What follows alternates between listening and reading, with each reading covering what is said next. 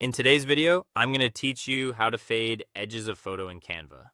If you want your photo to blend more naturally into the background, create a soft vignette, or avoid those harsh cut-off edges that can make a design feel unfinished, Canva gives you a few simple tools to get the job done. The process is easy once you know where everything is, and I'll walk you through it clearly from start to finish. To begin, open Canva and go into the design you want to work on. You can find it from your homepage or inside your projects area. Once the design is open, head to the upload section on the left side and upload the image you want to edit if it is not already in your project. Then drag that photo onto your canvas so you can start working with it directly in your layout. Next, click once on the photo to select it.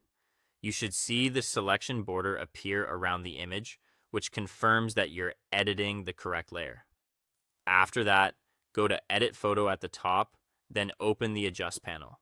Scroll down until you find the Vignette slider. Increasing Vignette darkens and softens the outer edges while pulling more attention toward the center of the image. This is a great first step because it creates a subtle fade without changing the main subject too much. Use a light touch here so the effect looks polished instead of overly dramatic. After that, move to the Effects section and choose Blur. Inside the blur settings, switch from blurring the whole image to the brush option. This is where you get more control. With the brush, paint along the outer edges of the photo where you want the fade to happen.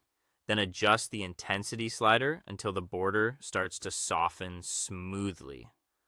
This works especially well when you want the center of the image to stay sharp, while the edges gradually disappear.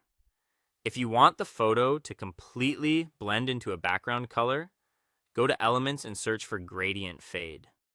Choose a soft gradient graphic that matches your design as closely as possible.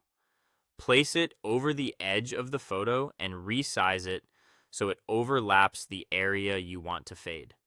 This extra layer helps create a cleaner transition, especially for presentations, social posts, or product graphics, where you want a more intentional, seamless look.